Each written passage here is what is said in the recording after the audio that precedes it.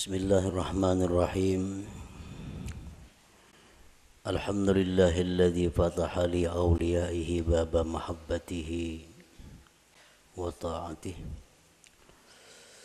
wa waffaqahum li ta'atihi wa khidmatihi.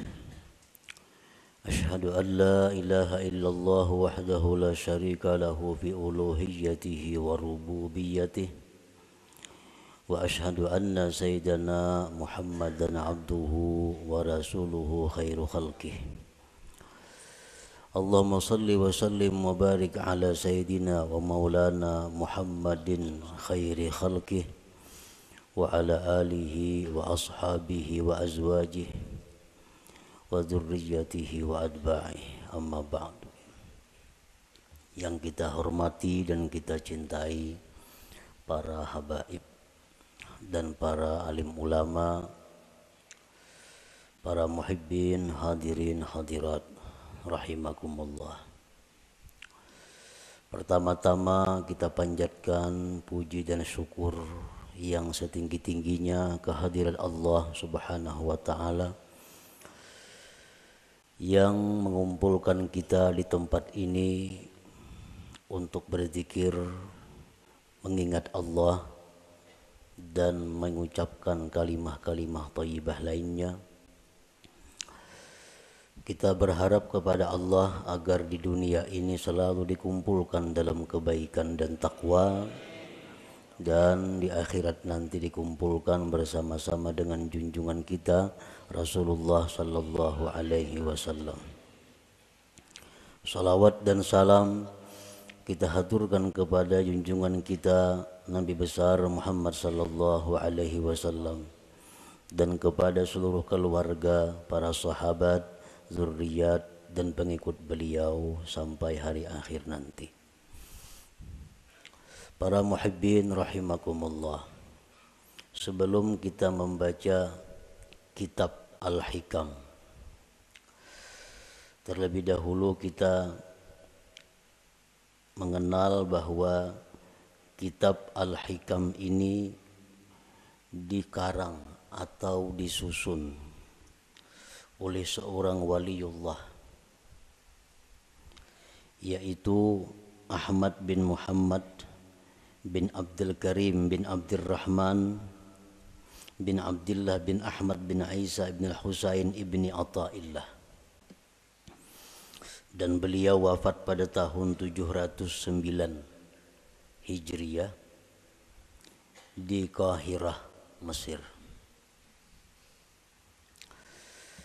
Kemudian kitab Al-Hikam ini merupakan salah satu daripada yang beliau karang. Hikam itu adalah kalimat jamak yang artinya kumpulan daripada hikmah.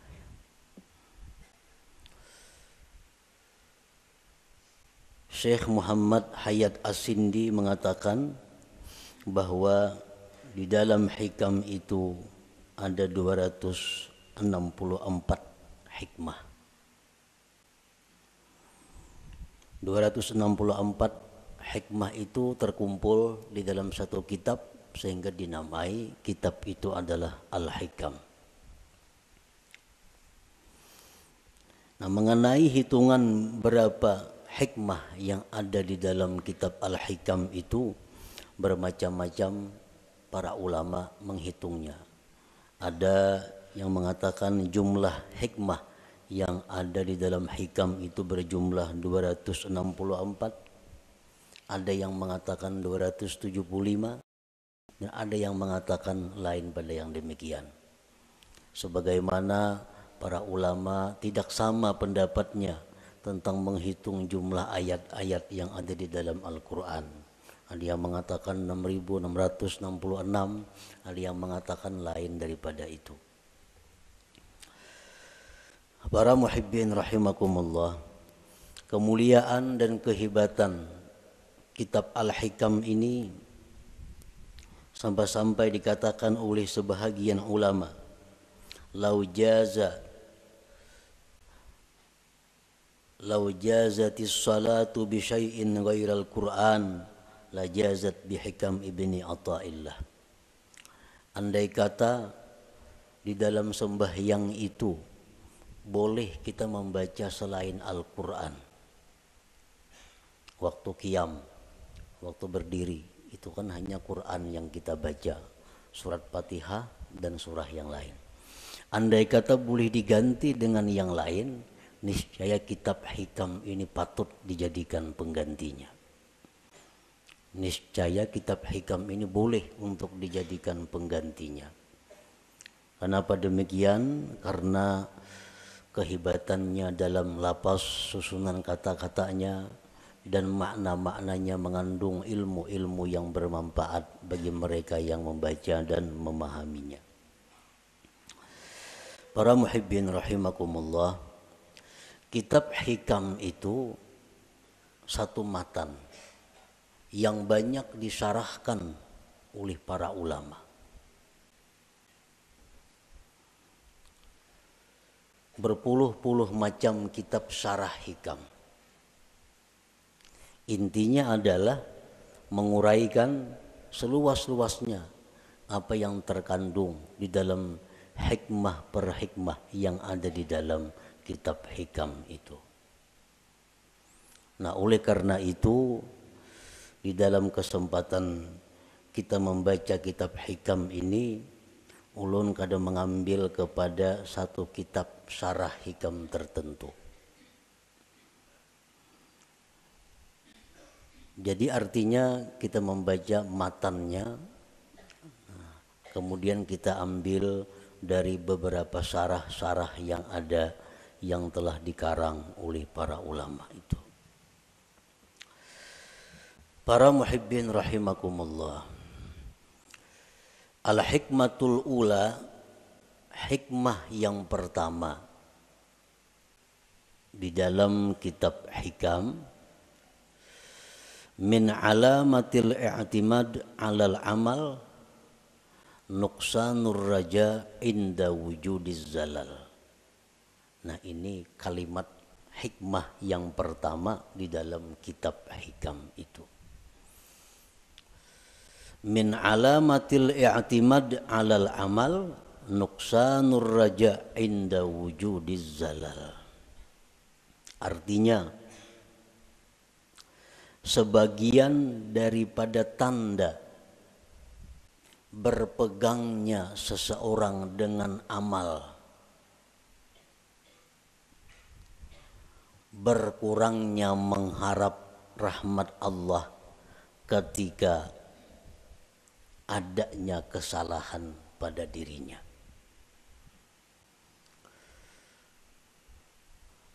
Apabila kita melakukan satu dosa, apabila kita ketinggalan satu wirid yang rutin, nah kemudian kita merasa jauh dari rahmat Allah,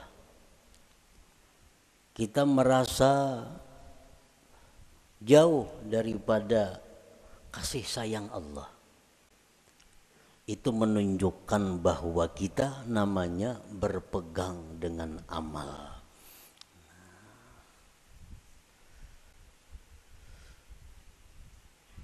Orang-orang yang mulia, orang-orang yang sudah mengenal lebih jauh tentang Allah Subhanahu wa ta'ala, dalam keadaan apapun mereka itu tidak berkurang harapnya kepada Allah. Baik mereka dalam melakukan taat atau mereka sedang diuji dengan kemaksiatan, harap mereka kepada Allah tetap sama. Kenapa sebabnya? Karena mereka tidak berpegang kepada amal. Mereka itu berpegang kepada rahmat Allah, berpegang kepada anugerah Allah Subhanahu wa ta'ala.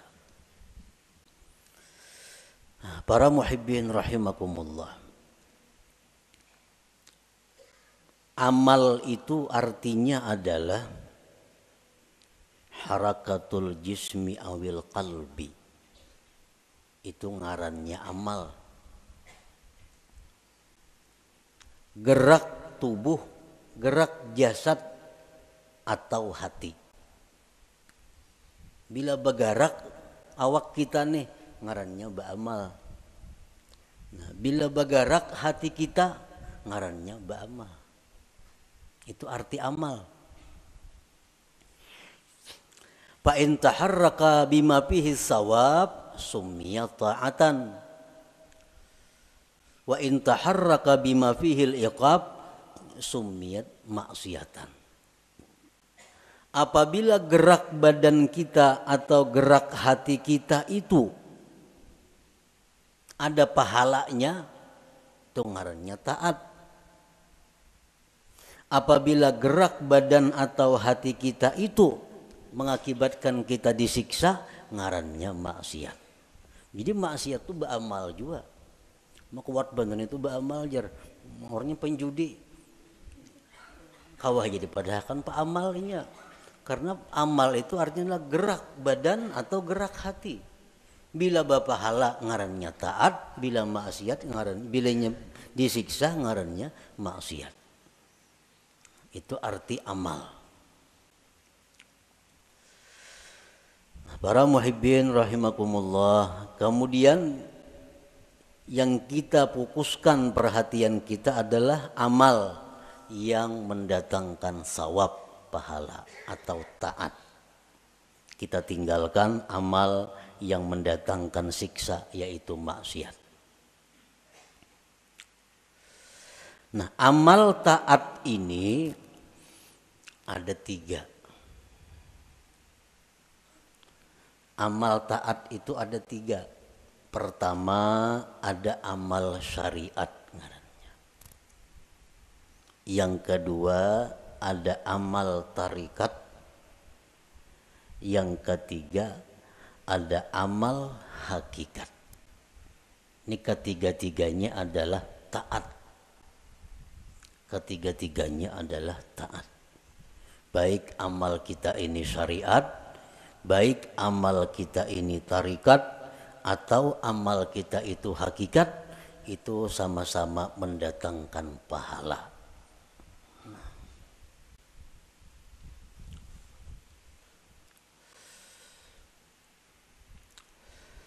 Amal syariat untuk apa? Para ulama tasawuf mengatakan amal syariat itu gunanya li islahil jawarih, untuk membaguskan anggota tubuh kita. Membaguskan mata, membaguskan telinga, membaguskan mulut, membaguskan tangan, membaguskan kaki. Itu disebut adalah amal syariat. Kayak apa mata supaya bagus? Jangan memandang yang diharamkan Allah. Kayak apa mulut nang bagus? Jangan berkata-kata yang dilarang Allah. Kayak apa batis nang bagus? Jangan melangkah kepada jalan yang diharamkan Allah. Kayak apa tangan nang bagus? Jangan menjamah atau menyentuh yang dilarang Allah. Nah, membaguskan anggota-anggota tubuh kita ini itu urusan amal syariat ngarannya.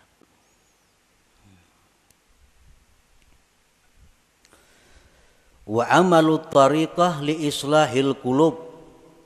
Sedangkan amal tarikat itu untuk membaguskan hati.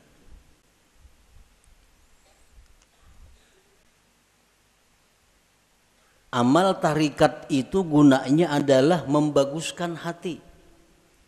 Kayak apa supaya hati jangan sombong, itu urusan amal tarikat yang membaguskan. Kayak apa hati supaya jangan ria, itu amal tarikat yang membaguskan. Kayak apa hati supaya jangan dengki, itu urusan amal tarikat yang mengurusnya. Nah, jadi amal tarikat itu adalah gunanya untuk membaguskan hati. Wa amalul hakikah li islahil arwah, sedangkan amal hakikat itu untuk membaguskan arwah. membaguskan roh. Kayak apa roh kita ini supaya bagus? Roh nang bagus tuh nang kayak apa? Roh nang bagus tuh roh yang mengenal Allah. Roh yang bagus, roh yang mengenal Allah. Nah, kayak apa supaya roh kita ini bisa mengenal Allah? Itu urusan amal hakikat nang maaturnya. Urusan amal hakikat nang menuntunnya kepada demikian itu. Nah, jadi kita 3 amal yang perlu kita laksanakan. 1, amal syariat supaya zahir tubuh kita ini bagus. Yang kedua, amal tarikat itu kemudian dilaksanakan supaya hati kita bagus. Dan yang ketiga, amal hakikat kita lakukan agar roh kita ini bagus. Nah, para muhibbin rahimakumullah. Amal syariat fungsinya untuk membaguskan anggota tubuh.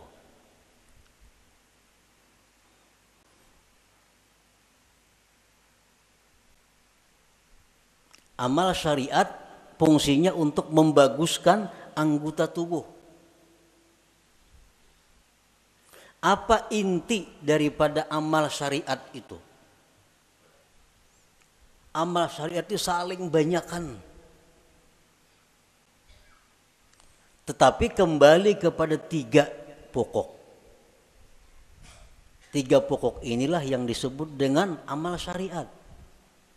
Pertama, tobat. Nah, pertama tobat. Yang kedua, takwa. Yang ketiga, istiqamah. Nah, ini seluruh amal syariat kembali kepada 3 ini. Tobat, kemudian takwa, kemudian istiqamah. Nah, tobat artinya apa? Membersihkan diri daripada yang kotor-kotor. Membersihkan diri daripada maksiat-maksiat. Itu tobat. Dimandii, mandi itu tobat karena. Imbah mandi hanyar dipakaiani. Nah, dipakaiani betapi, babaju, bakupia, bermacam-macam pakaian. Nah, itu adalah takwa. Nah, kayak apa supaya jangan lepas pakaian itu dari kita? Ngarannya istiqamah. Menbanu berselawar, menbanu betilanjang tuh ada istiqamah ngarannya. Istiqamah ini selalu berpakaian. Nah, artinya apa? Selalu menjunjung perintah Allah, menjauhi yang dilarang Allah dalam keadaan apapun. Itu istiqamah. Dalam keadaan susah, rajin ibadah. Dalam keadaan kaya, rajin ibadah. Dalam keadaan sakit, rajin ibadah. Dalam keadaan sihat, rajin ibadah. Dalam keadaan apapun ibadah kada tertinggal. Ini ngarannya istiqamah. Nah, 3 hal itu urusan amal syariat.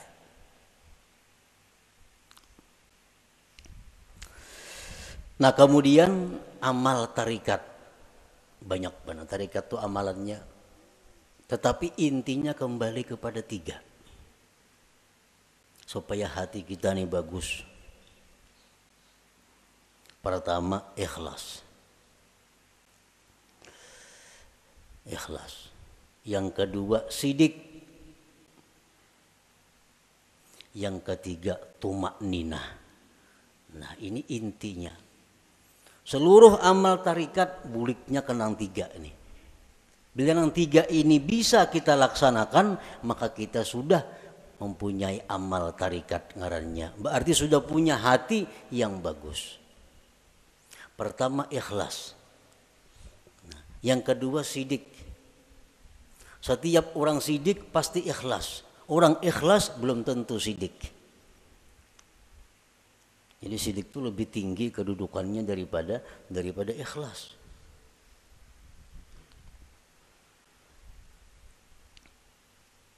Orang sembahyang itu bisa ikhlas, belum tentu sidik, belum tentu sidik. Buktinya apa? Belum tentu sidik. Seringkali kita mengucap dalam sembahyang itu Bismillahirrahmanirrahim, mulut kita, tapi hati kita di manakah? Hati kita di rumah. Itu kada jujur ngarannya. Kalau orang yang jujur mulutnya Bismillahirrahmanirrahim, hatinya Bismillahirrahmanirrahim. Nah, jadi kedudukan sidik lebih tinggi daripada ikhlas. Nah, yang ketiga tumakninah. Tumakninah itu artinya tentramnya hati dengan Allah. Tentramnya inya tuh lawan Allah nang tentram. Lawan keluarga, anak, bini, laki, duit, harta, kekayaan, pangkat itu kadang membuat inya tentram. Tapi begitu mengingat Allah, hatinya tentram. Nah, ini tumakninah. Ini urusan tarikat. Urusan tarikat. Jadi kalau orang sudah lulus dalam tarikat itu pasti tentram dengan Allah. Alladzina amanu wa tatma'innu qulubuhum bidzikrillah, ala bidzikrillah tatma'innul qulub. Ini untuk orang tarikat. Nah, orang-orang yang beriman itu tentram hatinya dengan mengingat Allah. Nah, jadi kalau kita sudah bertarikat, lulus dalam tarikat itu, pasti kita tentramnya kita dengan Allah. Tak kumpul lawan siapa saja kadang membuat tentram. Tapi begitu kita ingat Allah, walaupun saurangan di hutan belantara, tetap tentram hatinya. Nah, ini sudah orang yang lulus dalam tarikah ngarannya. Nah, yang ketiga, hakikat, amal hakikat. Hakikat tadi gunanya untuk membaiki roh. Roh yang baik itu roh yang kenal Allah. Nah, kayak apa roh kita ini supaya kenal Allah? Itu urusan amal hakikat, pekerjaan hakikat. Dan inti pekerjaan hakikat itu kembalinya kepada tiga. Pertama, murakabah. Nah, murakabah. Murakabah itu artinya merasa dirinya selalu diawasi oleh Allah, merasa ditilik oleh Allah, merasa diperhatikan oleh Allah. Lalu kada wani berbuat hal-hal yang kada baik karena selalu diawasi oleh Allah. Nah, itu murakabah. Bila orang tuh kawak nangka itu merasa diri diawasi oleh Allah siang malam, di kamar, di rumah, di pasar, di kantor, di hutan, di perumahan, merasa selalu diawasi Allah, maka orang ini akan diberi Allah musyahadah. Nah, musyahadah.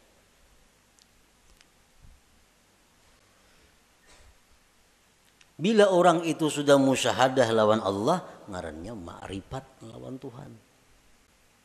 Jadi amal hakikat ini tiga, murakabah, musyahadah, ma'rifat. Itu amal hakikat ngarannya.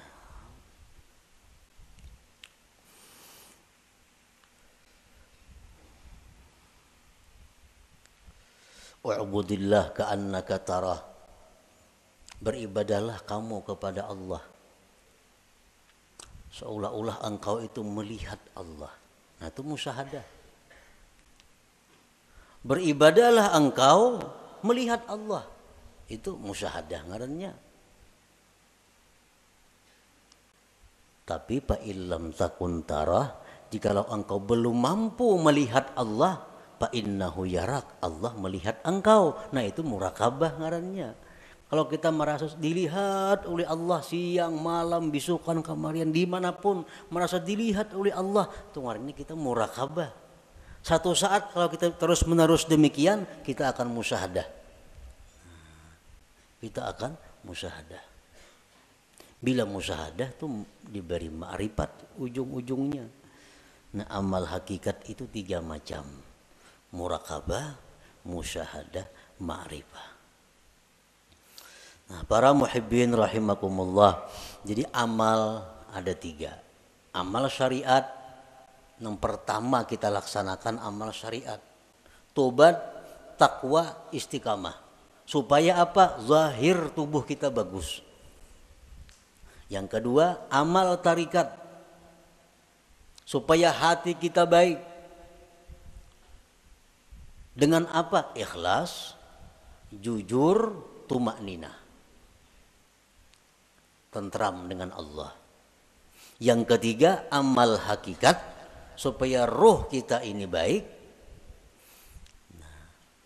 Murakabah, musyahadah, ma'rifat.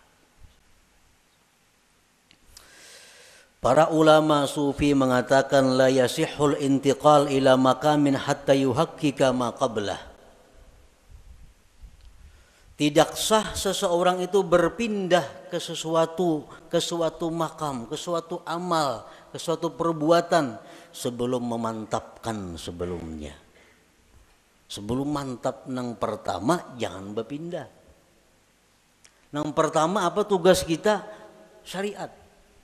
Amal syariat. Nah, jangan hendak masuk ke amal tarikat amun ini belum mantap. Jadi apa yang harus kita mantapi terlebih dahulu? 3 perkara. Tobat, takwa, istiqamah.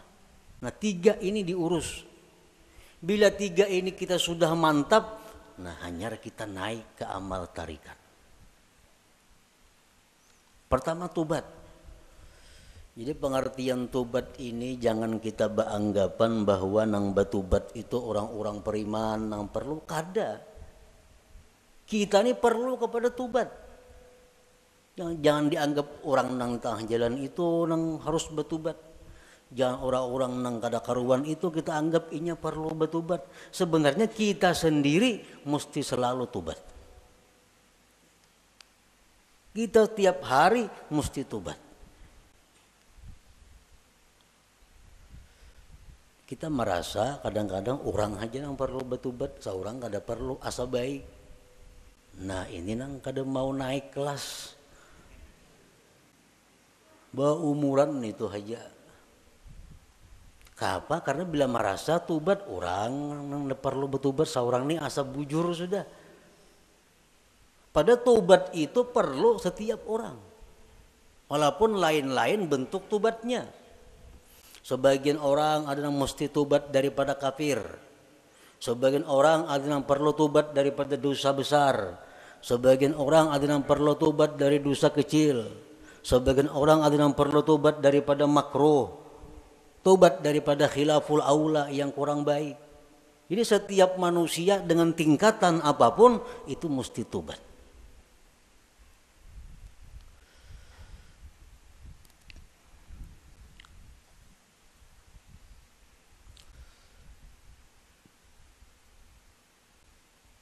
Nah kita sudahlah bertobat, sudah. Dulu minum arak, sekarang ampih. Dulu penjudi, sekarang ampih. Tobat. Dulu ketujuh riba, sekarang ampih. Tobat. Dahulu suka zina, sekarang ampih, sudah tobat. Nah cuma tahukah kita tobat kita itu diterima atau kada? Nah, karena orang nang ampih itu belum tentu diterima.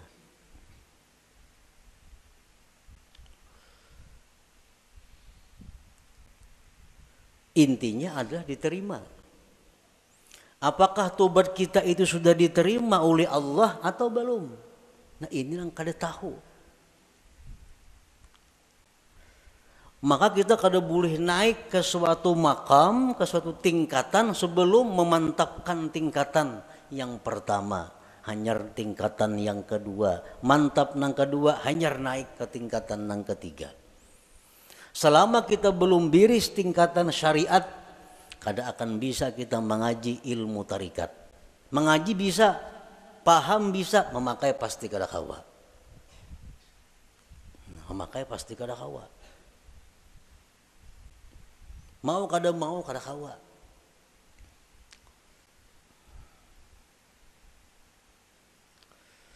tarikat belum biris, belum matang, belum selesai, kada akan bisa naik kepada hakikat.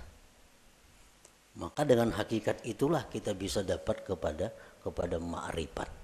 Nah, jadi diibaratkan itu ma'rifat itu satu mutiara. Nah, mutiara, andaknya mutiara itu di dalam ruangan nang halus, muat awak. Ruangannya muat awak. Ruangan nang halus ini andaknya di sebuah kamar. Nah, kamar kawah jorong boleh membaandam. Dan kamar itu andaknya dalam sebuah rumah. Nah, rumah ini mau naik sepeda motor kawah aja ke rumah. Nah, jadi kita kada bisa masuk ke rumah kalau kita masih banyak bawaan. Ada kawan. Kalau kita masih banyak bawaan kita ini masih berinting, sering banyakan bawaan. Kalau kita bakajal ke rumah, kada kawa. Buangi nang kada perlu supaya kita kawa masuk ke rumah. Nah, motor ditinggal, nang mana diisi motor, toko ditinggal.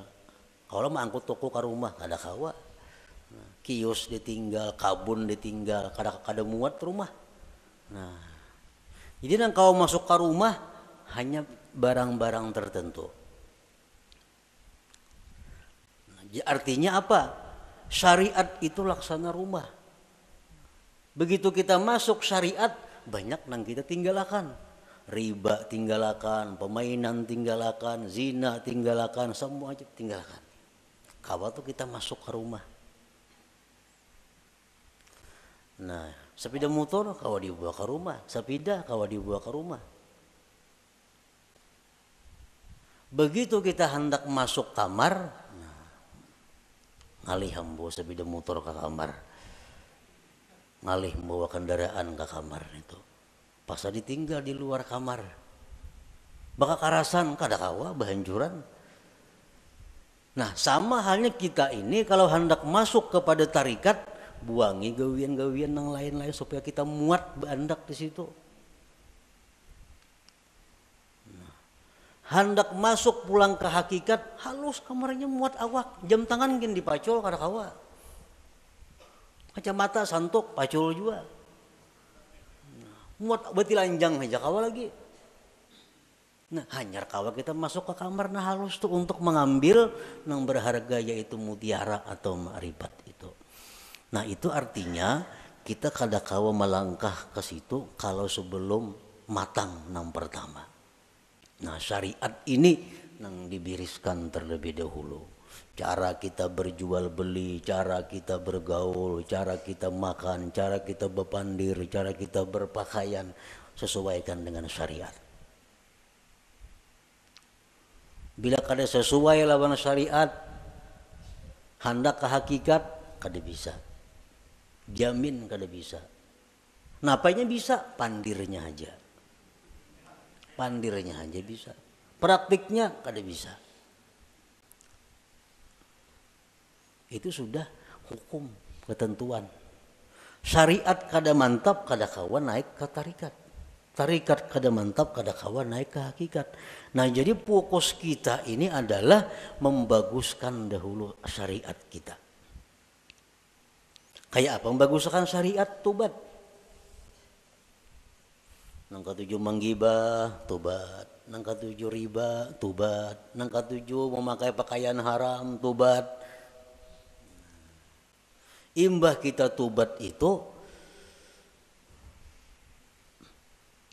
perlu diteliti, perlu dipikirkan, tobatku ini diterima juga kah, kada kah? Selama kita belum ada ketentuan tobat ini diterima atau kada diterima, hati kita masih kada nyaman, hati kita masih kada tentram karena belum ada kepastian tobat atau kada tobat. Takwa kemudian ibadah, sembahyang, puasa segala macam. Istiqamah terus menerus seperti itu. Bila tiga macam ini kawa, nah ayo ya naik kita ke amal apa? Ke amal tarikat. Kita wajib mengusahakan syaratul kabul. Kita wajib mengusahakan syarat diterima tobat kita, diterima takwa kita, diterima istiqamah kita. Itu kita wajib mengusahakan persyaratannya supaya ini diterima oleh Allah. Sembahyang contohnya. Kayak apa sembahyang itu supaya diterima oleh Allah? Ada syarat-syaratnya. Yang pertama, supaya sembahyang itu diterima oleh Allah, syaratnya adalah ilmu. Fakullu man bighairi ilmin ya'malu amaluhu mardudatun la tuqbalu. Tiap-tiap orang yang bekerja beramal tanpa ilmu ditolak, tidak diterima. Jadi sembahyang kita ambil contoh amal syariat, sembahyang contohnya. Supaya sembahyang ini diterima Allah, kayak apa? Satu, punya ilmu. Belajar bujur-bujur sembahyang tuh. Rukuk kayak apa, sujud kayak apa, amun masbuk kayak apa, kada salat membaca Fatihah kayak apa caranya. Nah, bujur-bujur belajar sembahyang. Supaya sembahyang kita diterima. Yang kedua, supaya diterima sembahyang itu ikhlas. Berhubung ini amal syariat, ikhlasnya pun ikhlas syariat. Ikhlas syariat yang kayak apa? Sembahyang mengharapkan surga. Sembahyang karena takut lawan api neraka. Ikhlas menurut syariat. Nah, sembahyang kita mudahan masuk surga dengan itu syariat bujur, ikhlas. Kenapa sembahyang? Takutan kalau pindah ke neraka mati. Itu ikhlas dalam syariat. Jangan ada tujuan lain sembahyang. Contoh, kita ambil contoh sembahyang supaya dipuji orang, supaya dihormati orang, dimuliakan orang. Jangan ada sedikit pun dalam hati demikian. Ikhlas. Yang ketiga, syaratnya diterima itu sembahyang atau amal-amal ibadah lainnya, muwafaqatus syurut wal arkan wal adab. Sembahyang kita ini sesuai syarat. Penuhi syarat-syaratnya apa? Rukun-rukunnya apa? Adabnya apa? Orang nak sembahyang mesti berwudu, suci daripada hadas najis, menutup aurat, menghadap kiblat, masuk waktu. Nah, penuhi. Bersihin najis, sucikan hadas dengan wudu, tutup aurat, tunggu waktu sembahyang, bila masuk hanyar sembahyang. Nah, itu syaratnya sudah biris. Syaratnya biris, rukunnya, rukun sembahyang. Ruku kayak apa, bacaan Fatihahnya kayak apa, sujudnya kayak apa, sesuaikan dengan aturan. Embah itu pulang adab. Walaupun sembahyang ini syaratnya cukup, rukun cukup, tapi kada beadab, itu bisa kada diterima.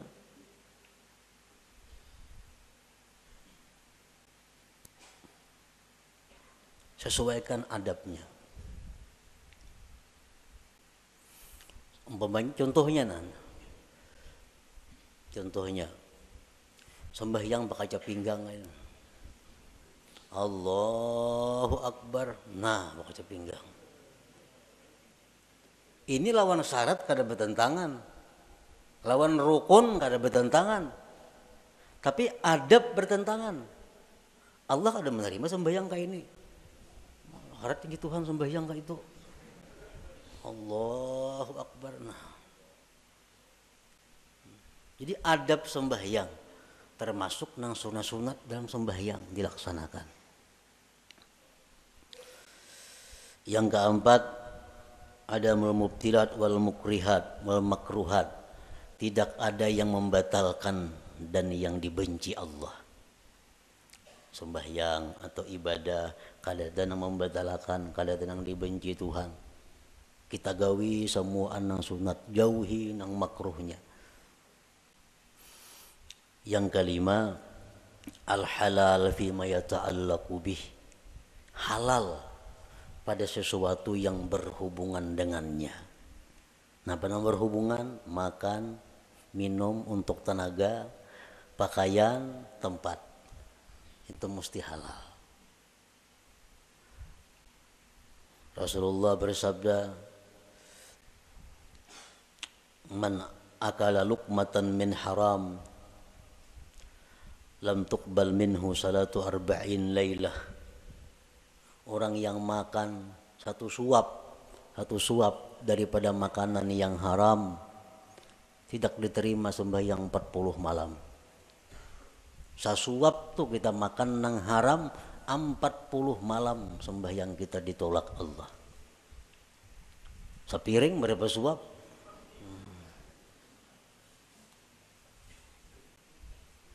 Nah, ini urusan amal syariat.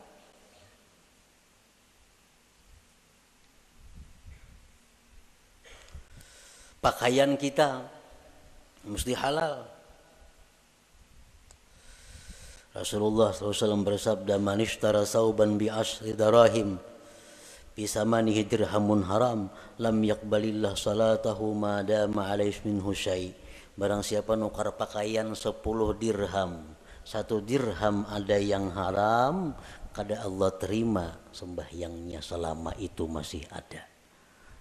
Nah, jadi kalau amal syariat ini kita biriskan dan kita usahakan syarat diterima oleh Allah, nah hanya kita melangkah ke amal hak tarikah, hanya ke amal tarikah.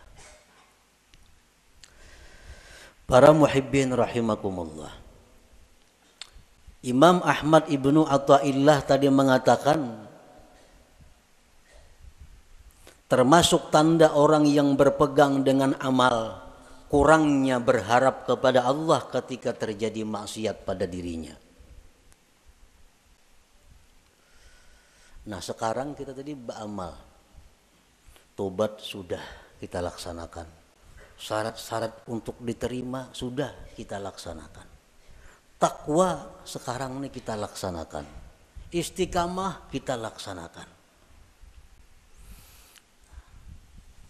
Jangan sekali-kali kita berpegang, kita condong, kita gembira dengan tobat, takwa, dan istiqamah itu.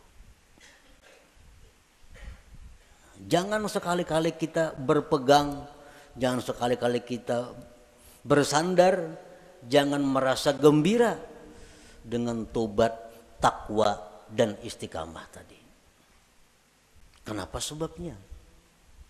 Karena takwa, tobat, istiqamah itu bagian amal syariat tuh, itu kada akan bisa memasukkan kita ke dalam surga. Kada perlu kita gembira dengan itu. Lalu apa nang kita gembirakan? Nang kita banggakan, nang kita gembirakan itu adalah rahmat Allah nang datang kepada kita sehingga kita bisa tobat, bisa takwa, bisa istiqamah. Nah, rahmat Allahnya ini nang kita gembirakan, bukan takwanya. Nah, bila kita menggembirakan dengan takwa yang kita lakukan, ngarannya berpegang dengan amal. Bila orang berpegang lawan amal itu, lawan Tuhan turun naik. Bila banyak maksiat asa jauh lawan Tuhan. Bila berbuat taat asa parak lawan Tuhan. Padahal Tuhan tuh ada berjauh berparak sebenarnya. Nah, di situ kelemahan tauhid kita. Kenapa kita bila berbuat maksiat asa jauh lawan Tuhan? Berbuat taat asa parak lawan Tuhan. Karena kita berpegang lawan amal. Jika kita berpegang dengan rahmat Allah, apapun keadaan kita selalu dekat dengan Allah. Baik dalam maksiat kita dekat dengan Allah, waktu taat dekat lawan Allah, karena kita berpegang lawan Allahnya, bukan dengan amal kitanya. Nah, ini min alamatil i'timad 'alal amal nuqsanur raja inda wujudiz zalal. Rasulullah SAW bersabda, la yadkhula ahadukumul jannah bi amalihi. Seseorang kamu, ujar Nabi, selamanya tidak akan bisa masuk surga dengan amalnya. Nah, buat apa kita berpegang lawan amal? Buat apa kita gembira dengan tobat, gembira dengan takwa, gembira dengan sembahyang? Nah, apa gembira akan? Itu kadang membawa ke surga, ujar Nabi kita. Qalu wala anta ya Rasulullah, Qala wala ana, aku pun ya Nabi, amalku kada bisa masukkan aku ke surga. Illa ayyatagammadani Allah birahmatih, kecuali Allah yang meliputkan aku dengan rahmatnya. Nah rahmatnya ini yang kita gembirakan. Oh kita gembira, kita suka tobat, sebab Allah memberikan rahmat kepada aku. Bukan dengan tobatnya kita gembira, tapi dengan rahmat yang diberikan Allah kepada kita. Nah itu yang kita pegang. Bila kita memegang rahmat Allah, kita kada akan berubah dengan Allah dalam keadaan taat atau dalam keadaan maksiat.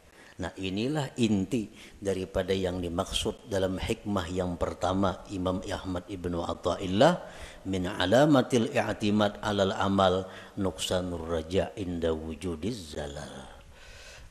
Tanda orang yang berpegang dengan amal, kurang berharap, rasa jauh bila mana dia maksiat kepada Allah, padahal kada boleh itu. Jadi kita dalam taat dekat dengan Tuhan. Kita waktu maksiat pun jangan merasa jauh lawan Tuhan, tetap dekat dengan Tuhan. Karena maksiat taat itu adalah bagian daripada amal. Amal kada perlu kita pegang. Yang kita pegang adalah Allah, rahmatnya dan anugerahnya. Nah kemudian sesudah itu al-hikmatus saniyah, hikmah yang kedua daripada Imam Ahmad Ibnu Athaillah, iradatuka tajrid ma'a ikamatillah iyyaka bil asbab minasyahwatil khafiyah wa iradatukal asbab ma'a ikamatillah iyyaka bit tajrid inhitatun anil himmatil aliyah. Nah itu kita baca insyaallah pada minggu yang akan datang. La hadratin Nabi sallallahu alaihi wasallam al-Fatihah. A'udzu billahi minasyaitonir rajim. Bismillahirrahmanirrahim. Bismillahirrahmanirrahim. Maliki yaumiddin. Iyyaka na'budu wa iyyaka nasta'in. Ya Allah biha, ya Allah biha, ya Allah bihusnil khatimah. Ya Allah biha, ya Allah biha, ya Allah bihusnil khatimah. Ya Allah biha, ya Allah biha, ya Allah bihusnil khatimah. Ya ayyuhar rajun minhu syafa'atan sallu وسلموا تسليما اللهم صل وسلم وبارك عليه